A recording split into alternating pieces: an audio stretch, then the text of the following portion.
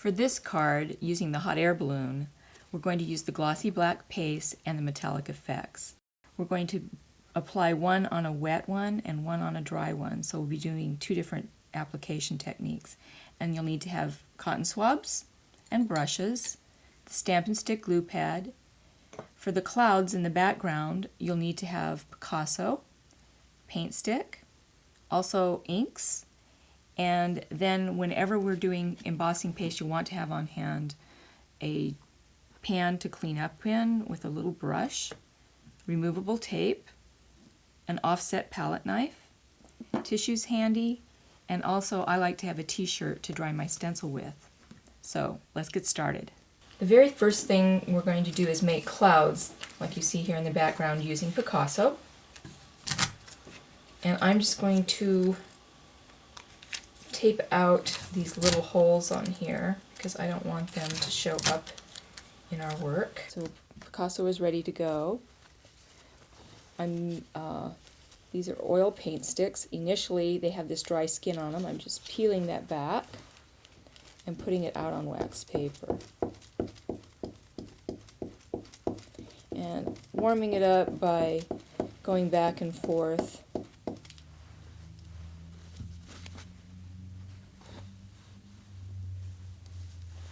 Pick it up with a brush and rouge just a small amount in a couple of different places. To define those clouds, place Picasso down, tap your 1/2 inch stencil brush onto the ink pad and wipe off the excess just a little bit. Then I will rouge just a little bit above those cloudy areas.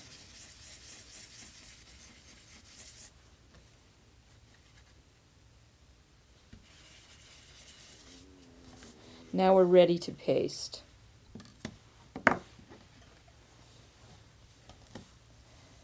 Be sure whenever you paste to work on a really hard surface, and I always test my stencil, make sure there's no play in it. If there is some play, what I mean is it's popping up and down, you want that curved side of the stencil to be against the paper.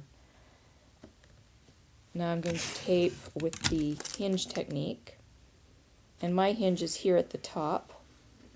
Just when I go to take it off, I'm going to hinge it just like you would a hinge door. And then I'm using the glossy black embossing paste. We'll apply the metallic effects on a wet hot air balloon and then one that is dry. These are two totally different techniques. If you can get that on and off in one swipe, it makes it easier. I have it a little thicker over here, but the whole time that I'm sitting here talking, the paper is absorbing the moisture and it can end up warping. So if you don't go over it 2 or 3 times, you'll be much happier.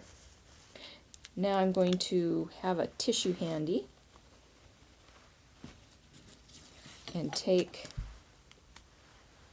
off my tape in the reverse order that I put it on, hinging that piece off, and I'm just going to dump my stencil here in the pan of water and we'll clean it up in a minute. We're going to apply the metallic effects. Like many techniques, things evolve because of a mistake that was made, and a friend of mine discovered this technique. She had pasted something and working with the mica powders in another area, and she had the fan on, and the fan blew all over her paint, the metallic effects, and it was beautiful, so she decided to make a regular technique out of it. That was Teresa Winters. The higher you hold this, the finer the sprinkles are that you get. I like holding it a little closer because I feel like I have it controlled more. And once it's dry, tap off the excess. So let me set those aside. Now for the second technique, this one I did earlier and it's already dry.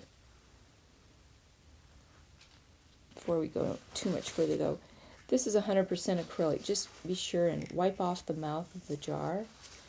You can give it a little tap so it all falls into the bottom of the jar. But keep the lid on as much as possible so it doesn't dry out on you. Now, I'm going to show you real quickly how to clean this stencil up. One of the mistakes people make more than anything is they will bend their stencil by picking it up and holding it in their hand when they dry it or clean it. Just keep it flat and use my t-shirt rag here to clean it off.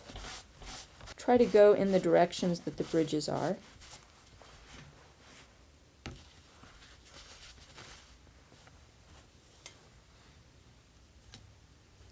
And then just kind of click it back into place. For this particular type of stenciling, you don't have to tape out all the edges, just close to where you're at, close to your paper. And then I'm taking the Stamp and Stick glue pad, loading it heavily, and tapping it on very lightly.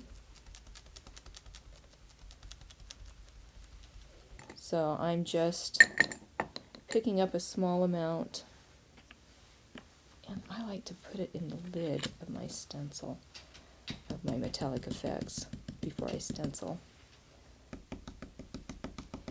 This is called stippling, this type of application.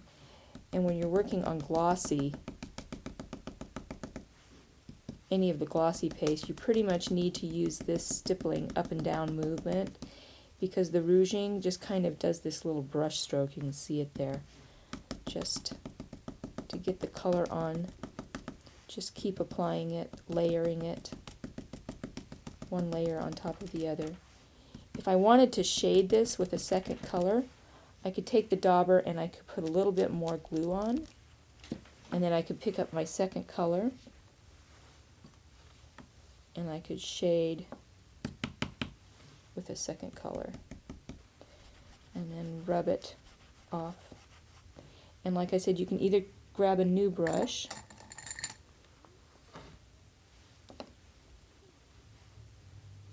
and this area here that I'm working on is fairly narrow. You can either use Picasso to shield out things so you don't get color on it, or use a smaller brush.